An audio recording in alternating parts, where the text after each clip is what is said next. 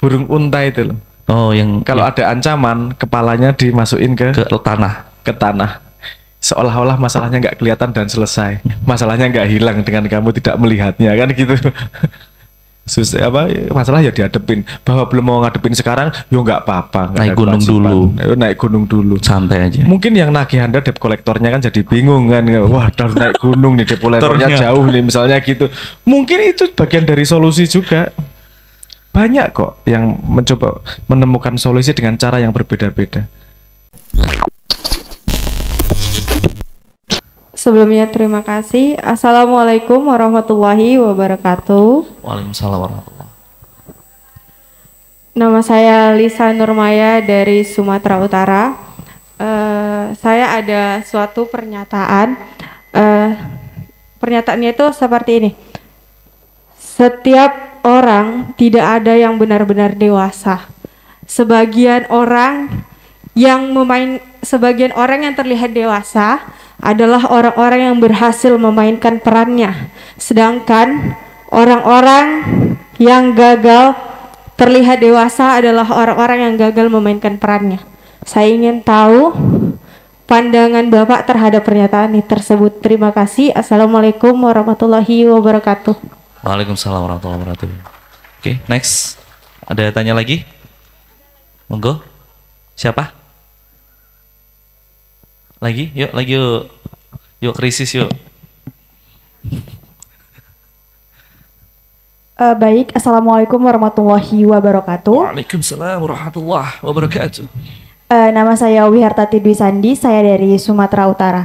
Nah, sama-sama kita ketahui bahwasannya Indonesia merupakan negara yang banyak tradisinya. Nah, di samping itu kita sebagai pemuda merupakan orang yang dituntut untuk mengikuti perkembangan teknologi.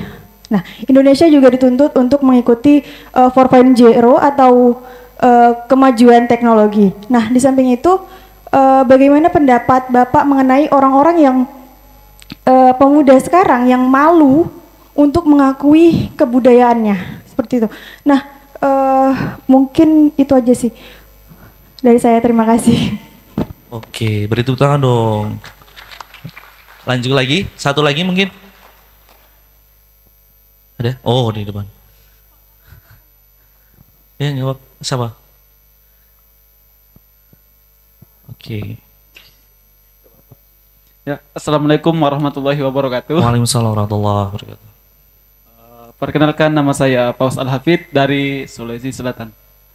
Pertanyaan saya, bagaimana pandangan Mas tentang seseorang yang punya masalah, sebelum menyelesaikan masalah tersebut, ia mensempatkan dulu nanjak gunung untuk menenangkan dirinya.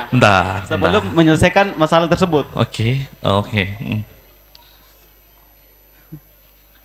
Sebelum menyelesaikan masalah manjat gunung ya. Oke. Ya. Terima kasih. Oke. 3 dulu ya. Siap. 3 dulu Mas Sabrang. Tadi ada statement dari teman kita Lisa. Tadi setiap orang tidak ada yang dewasa kecuali orang itu berhasil menemukan perannya gitu ya, berhasil menemukan perannya. Memainkan perannya. Oke, yang pertama itu. Kemudian ada yang kedua Hartati, pemuda sekarang malu mengakui. Satu-satu. Bagaimana pendapat saya tentang kalimat itu? Ya, I see some truth in it, and in a way I agree. Tapi realitas tidak bisa dirangkum hanya dengan kalimat itu, karena range-nya sangat banyak. Range-nya itu oke, kalimat oke ketika dia belum masuk pada non-duality view, misalnya gitu ya, masih pada society, karena ada alur juga, misalnya alur yogi, alur tasawuf, alur tauhid yang kemudian pada posisi dia tidak lagi ngomong ada aku kamu, misalnya gitu, definisi itu udah nggak kepake. Tapi pada definisi yang dibutuhkan ini oke banget. Saya jadi teringat salah satu peribahasa dalam bahasa Jepang. Kita tuh punya 3 wajah. Wajah yang disampaikan, ditunjukkan kepada masyarakat, wajah yang ditunjukkan kepada keluarga, dan wajah yang hanya kita tahu sendiri, wajah kita yang asli. Itu mirip sudut pandangnya seperti itu. Itu kalimat yang sangat berguna menurut saya, karena kemudian mendorong kita untuk melihat pada fungsi. Peran kan ngomong pada fungsi, peran kita pada konstelasi ini seperti apa sih. Kita hanya bisa ngomong gini, peran kita adalah memecahkan masalah yang bisa kita definisikan. Kalau Anda nggak bisa mendefinisikan masalah, berarti peran Anda bukan pada masalah tersebut. Sesederhananya gitu aja saya melihat itu. Bahwa tidak semua orang dewasa, saya sangat setuju. Semua orang punya kanak-kanaknya pasti. Semua orang punya kanak-kanaknya. Kalaupun tidak sadar, bawah sadar pasti. Gini aja, proof, bukti aja. Kebiasaan dari kecil yang Anda nggak pernah bisa hilang. Anda kalau mandi, mana dulu yang disabuni? Tangan. Tangan dulu. Ada yang dadanya dulu. Ada kepalanya dulu. Kepala temannya ada pantatnya dulu. Pertanyaan saya, keputusan itu pernahkah Anda putuskan dalam hidup Anda? Enggak, kayaknya enggak. Enggak ya. Berarti pokoknya mandi-mandi aja gitu ya. Dari mana itu? Itu kan dari masa kecil Anda yang Anda bawa sampai besar. Itu yang kelihatan. Kalau Anda cebok pakai tangan kanan atau kiri? Kanan. Kiri dong. Kiri. Tangan kiri. Oke, pertanyaan berikutnya, tangan kirinya di depan atau di belakang? Di belakang. Ini dua mazhab ini beda ini. Ada dua mazhab yang berbeda yang nggak saling tahu satu sama lain karena Anda tidak pernah mengkonfirmasi sama yang lain. Gimana sih beolmu? Nggak pernah. Iya. Biasanya ada yang depan, ada yang belakang. Ini dua-duanya nggak tahu mazhabnya yang mana ini. Tapi itu kita bawa dari kecil tanpa kita memutuskan, betul nggak? Iya, benar. Jadi semua orang punya kok masa kecilnya. Yang kita bawa trauma-trauma masa kecil. Kalau kita ngomong, Anda psikologi, Anda apa disiplinnya? Psikologi. Jurusannya? Oh, bahasa Inggris. Hah? Sastra. Saya cari quote yang itu apa yang nyambung, Mark Twain biasanya itu. Entar lah. Apa? Entar kalau nyambung. Ada beberapa yang muncul dari Jung itu. Karena enaknya masuknya dari psikologi ini. Karena kalau anak psikologi masuk apa namanya? Jungian sama si siapa? Freudian. Masa kecil itu sangat berpengaruh dengan kita. Ada trauma-trauma kecil yang sudah kita lupa tapi masuk bawah sadar tetap keluar dengan sendirinya. Aku nggak enak mau ngomong nih, tapi nggak apa-apa ya. Mohon maaf ya ini. Laki-laki nih, anak-anak cowok, kalau ngelihat cewek lewat dengan dada besar nggak gini nih. Itu bukan dia selalu mesum posisinya, tapi karena dari bayi dia dihadapkan dengan itu sebagai sumber hidupnya. Sumber hidup. Teman-teman, itu sumber hidup. Jadi mohon maaf ya. Loh, Anda setahun lebih loh dari kecil imprinted di kepala Anda bahwa itu adalah life source itu. Bukan kemudian pikirannya mesum terus. Anda salah. Diteruskan pada mesum, iya bisa, tapi itu naluriah yang nggak bisa dihindari. Kadang-kadang dia harus sangat disiplin untuk menghindari itu. Islam pun tidak menghukum pada pandangan pertama. Pandangan kedua yang dihukum. Makanya teman-teman cowok juga punya trik, kalau udah pandangan pertama jangan kedip. Biasanya gitu. Nggak boleh kedip, nggak dosa katanya. Nggak, maksudnya paham ya. Jadi saya sangat setuju dengan kalimat itu. Semua orang membawa masa kecilnya yang harus dia buka, dan dia harus menemukan perannya. Karena ini kalimat, aku malah kelingan itu, malah quote-nya Aderai deh. Aderai. Aderai. Yang dicari manusia itu meaning. Makna yang dicari manusia itu.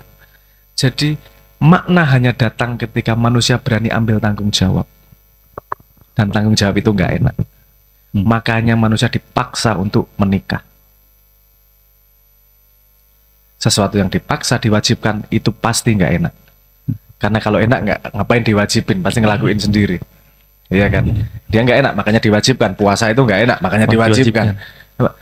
Salah satunya menikah itu diwajibkan karena kemudian mau tidak mau kamu megang tanggung jawab. Karena hanya lewat jalan megang tanggung jawab kamu menemukan makna. Padahal tanggung jawab itu nggak enak. Lebih enak nggak punya tanggung jawab. Loss. Tapi lihat, kalau Anda nggak punya tanggung jawab, hidupnya pasti gini, nggak ada makna rasanya. Makanya take responsibility, whatever that is. Apa yang harus diambil responsibility? Masalah yang bisa kamu definisikan. Rumahnya kotor, tanggung jawabku setiap hari membersihkan lantai. Coba 3 minggu, sebulan, akan sangat berbeda hidup. Bobotnya, harga hidupnya itu langsung berbeda. Ini penelitian psikologis yang tidak bisa saya buktikan kalau Anda nggak mau ngelakuin sendiri. Manusia yang sudah menemukan perannya, dia akan memiliki makna, memahami makna, dan makna hidupnya membuatnya dewasa. Gunanya sepemahaman saya seperti itu. Gitu ya. Seperti itu Mbak Lisa Blackpink. Ya, terjawab ya. Jadi Mas Abrang tadi setuju dengan pendirian Ibu Mbak ya. Untuk pertanyaan kedua nih dari Harta Hati. Pemuda sekarang malu mengakui budayanya. Itu gimana tanggapannya? Saya boleh cerita nggak? Boleh dong. Saya cerita percobaan tentang monyet dan Jangan madep saya dong monyetnya. Saya monyet nih. Ya. jadi percobaannya gini. Di sebuah kandang yang besar dimasukkanlah 5 monyet. Kemudian dikasih tangga di tengah di tengah kandang itu. Di atas tangga dikasih pisang. Pernah dengar cerita itu ya? Ketika ada satu naik ambil pisang, 4 monyet yang tidak naik disemprot air dingin. Sampai kedinginan. Yang ngambil pisang nggak disemprot. Oke, diteruskan seperti itu. Lama-lama terjadi budaya apa? Setiap ada yang mau naik tangga, diseret sama yang lain digebukin. Jangan sampai ada yang ngambil, karena kamu yang dapat enak, kita yang dapat air dingin nih, air esnya kedinginan. Terus-terusan sampai terjadi kultur budaya, peraturan tak tertulis. Siapa aja yang naik ke situ, saya seret ke bawah, saya pukulin. 1 monyet diambil keluar, diganti monyet yang baru. Apa yang dia lakukan? Dia naik tangga, sebelum sampai atas sama yang lain kan diseret, digebukin nama dia. Dia mau naik digebukin. Pernahkah dia mengalami sebab akibat itu? Nggak pernah. Tapi dia mengalami digebukin. Oke, paham ya? Kemudian monyet lama diganti lagi. Hal yang sama terjadi sampai 5 monyetnya adalah monyet baru yang tidak pernah disiram air dingin. Tapi budayanya jalan terus. Ada yang naik, diseret ke bawah, dipukulin sama dia. Tanpa tahu satupun apa ya, kenapa dipukulin itu. Itu adalah tradisi yang diteruskan tanpa intelektual. Karena hanya mengikuti tanpa tahu sebabnya. Kalau monyetnya ditanyain, nggak tahu dulu kayak gini kok. Ini kenapa sih harus gini? Ya karena dari dulu kayak gini. Dia nggak pernah disiram air, dia nggak pernah tahu kejadiannya seperti apa, dia hanya mengikuti generasi sebelumnya. Sayangnya di Indonesia tidak sadar seperti itu. Yang dianggap Indonesia dalam tanda petik ya, saya ngomong sebagai regulator, saya tidak melihat inisiatif yang sungguh-sungguh tentang urusan tradisi sebab akibat. Yang dilihat adalah tradisi perilakunya yang diteruskan. Dulu gini kok, ya sekarang diterusin. Dulu gini kok, generasi berikutnya harus nerusin. Lama-lama generasi muda yang semakin pintar semakin nggak mau. Kenapa? Ngapain harus gini? Ngapain saya harus gebukin monyet lain? Emang kenapa kalau nggak gebukin juga nggak apa-apa kok? Karena dia nggak tahu asal-usulnya. Kalau ditanyain kenapa pemuda sekarang susah mengikuti budaya, karena dia tidak tahu sebabnya kenapa budaya itu perlu dijalankan. Dia bukan orang buruk, dia monyet yang berpikir. Paham maksud saya? Jadi sebenarnya yang tidak mengikuti, tidak mau meneruskan tradisi, kadang-kadang karena bagus otaknya berpikir. Dia tidak tahu sebabnya. Nah kalau yang berniat baik dan mau berpikir pasti bertanya, kenapa sih Pak dulu kita harus kayak gini, kenapa harus bakar menyan di depan? Sayangnya kebanyakan orang tua ngomong, udah nggak usah dipikirin, yang penting diikutin aja. Nggak ngasih penjelasan. Nggak ngasih penjelasan, nggak ngasih cerita, nggak ngasih mitologi. Maka penting yang namanya narasi itu. Harus kita gali narasi dari dulu. Apa nenek moyang itu. Anda tahu klasifikasi di Jawa, misalnya di Jawa, karena saya orang Jawa. Jawa itu mengklasifikasikan besi menjadi 144. Gak ada yang pernah dengar. 26, kalau nggak salah 26 klasifikasi besi itu hanya datang dari meteor. Kita cuma tahunya keris, sakti, keris kenapa? Itu ada sains bukunya kenapa dibikin keris, caranya gimana dan seterusnya. Dari kategori besi apa dan gimana ada. Karena itu tidak menarik, yang menarik mistis-mistisnya dan mitologinya, sehingga kita kehilangan gairah untuk meneruskan budaya tersebut, meneruskan tradisi tersebut. Bisa kita perbaiki kok. Kalau teman-teman anak muda ini mulai menyadari akar masalahnya, Mari sebelum kakek meninggal, sebelum bapak meninggal, kita gali sebanyak-banyaknya dan kita catat apa yang mereka ketahui agar tidak semakin lama yang hilang. Sehingga ketika kita melakukan sebuah tradisi, kita tahu sebabnya. Karena banyak tradisi itu yang sebabnya luar biasa sebenarnya. Urusan pertanian, menghilangkan hama, urusan ngasih sesajen, mendatangkan semut, efeknya semut gimana, banyak yang seperti itu. Yang karena kita tidak tahu, kita menganggap itu selesai pada syirik. Orang yang ngomong syirik dengan mudah itu orang yang tidak mau belajar, tapi senang menyalahkan. Tradisi segitu panjang pasti ada sebabnya dan ada manfaatnya. Karena tidak mungkin manusia melakukan hal sesuatu yang tidak ada manfaatnya. Wes lah. Kalau nggak ada manfaatnya pasti cepat lupa. Kamu pelajaran matematika kalau nggak dipakai cepat lupa. Pelajaran kalau nggak dipakai, ya kalau dipakai ingat nanti pasti. Ada momen pencerahan, lihat nih, momen pencerahan terhadap ilmu itu ketika selesai ujian, bener ya? Selesai ujian nggak bisa jawab, Anda lihat jawabannya, oh ternyata gini, itu tercerahkan. Bener nggak? Pernah ngalami gitu nggak? Justru Anda paham ketika selesai ujian. Iya.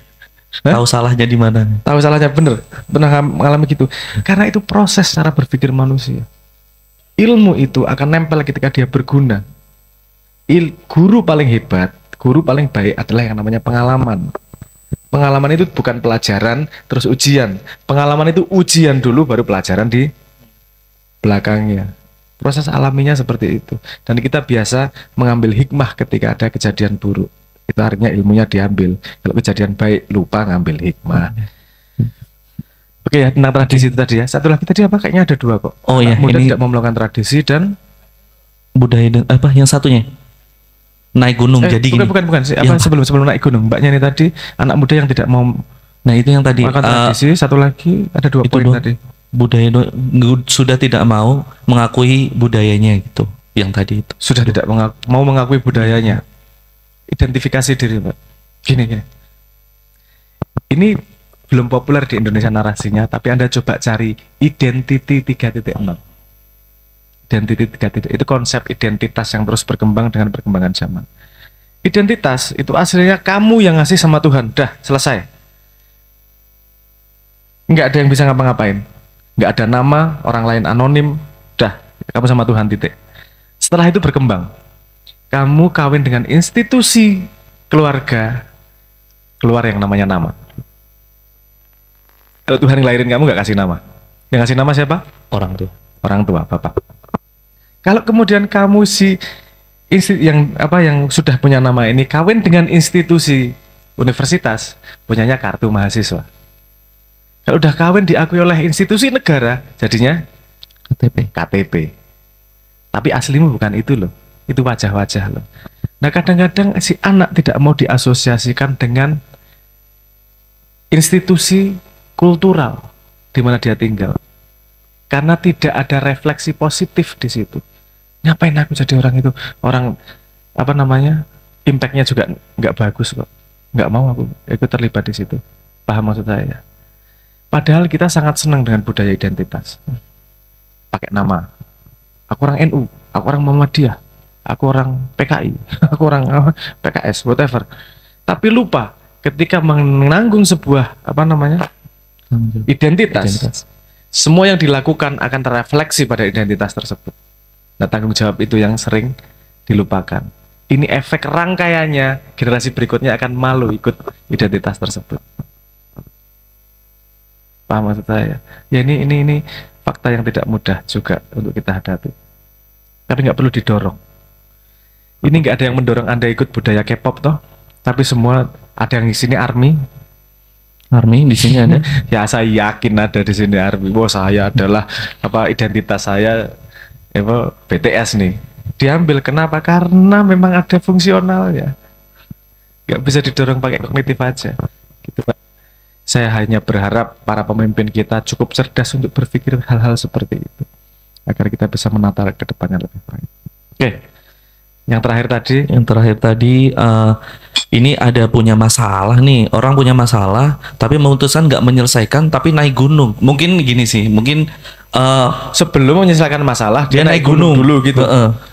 Dia nggak nyelesain masalah itu malah naik gunung. Mungkin dia lari dari masalah atau mencoba untuk menjauh dulu dari masalah itu untuk mencari solusi. Mungkin seperti itu kali. Ya nggak apa-apa Mas, Anda mau naik gunung, Anda mau Naik bajai. naik naik becak. mau nyemplung sungai, mau Nggak tapi apa-apa. tapi jangan kayak itu, jangan kayak apa? Siapa? Burung unta itu loh. Oh, yang Kalau ada ancaman, kepalanya dimasukin ke tanah. ke tanah. Seolah-olah masalahnya nggak kelihatan dan selesai. Masalahnya nggak hilang dengan kamu tidak melihatnya, kan gitu. Susah apa? Masalah ya dihadepin. Bahwa belum mau ngadepin sekarang, yo nggak apa-apa. Nggak Naik ada gunung kewajiban. dulu. Ayo naik gunung dulu. Santai aja. Mungkin yang nagih Anda debt kolektornya kan jadi bingung kan. Wah, harus naik gunung nih, debt kolektornya Ternyata. jauh nih misalnya gitu. Mungkin itu bagian dari solusi juga. Banyak kok yang mencoba menemukan solusi dengan cara yang berbeda-beda.